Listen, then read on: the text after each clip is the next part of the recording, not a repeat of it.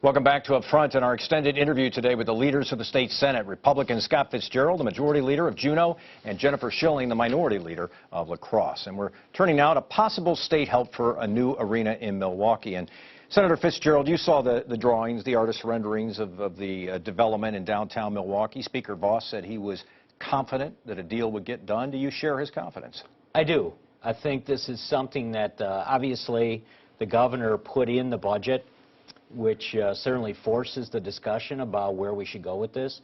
But since then, I think we've come up with a couple of alternative plans and are working with Mayor Barrett and with County Exec Abley to come up with something that would finish this off and get this entire project completed in Milwaukee. You're talking about maybe $150 million, correct, from the Board of Commissioners of Public Lands, an agency most people in the state have probably never heard of.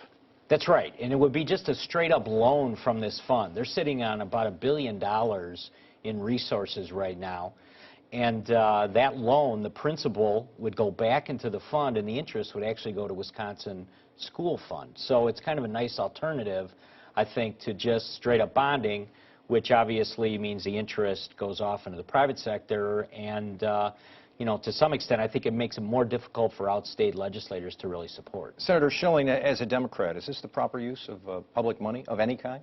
I will say it's creative, that the proposals that are being talked about right now, and it really is kind of a Rubik's Cube to figure out kind of what that sweet spot is for buy-in from caucuses. But certainly as I talk with Senate Democrats, we want to continue to make Milwaukee a destination, and we recognize the importance of this arena and the ancillary development around it. I mean, it's really exciting times, and we want to make sure that we are protecting the taxpayer, but we also know what this means for the city, the region, and the state. How soon can you get to an agreement, do you think, Senator Fitzgerald?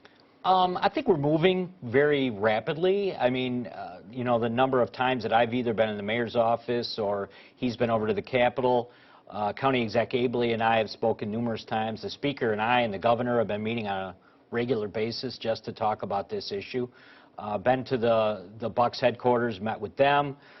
Really, I think got a commitment from them that not only are they in on the arena, but any of that other development in downtown Milwaukee. I mean, that's all critical, I think, for the city to continue to expand and grow. And very briefly, does somebody else have to get more money? Does the city, does the county? Yeah, I don't know exactly what that final formula is going to look like, but we want all parties involved. I think that commitment is going to help us sell this in the legislature ultimately when we have to get the votes. How does this play out, State? You're from La Crosse.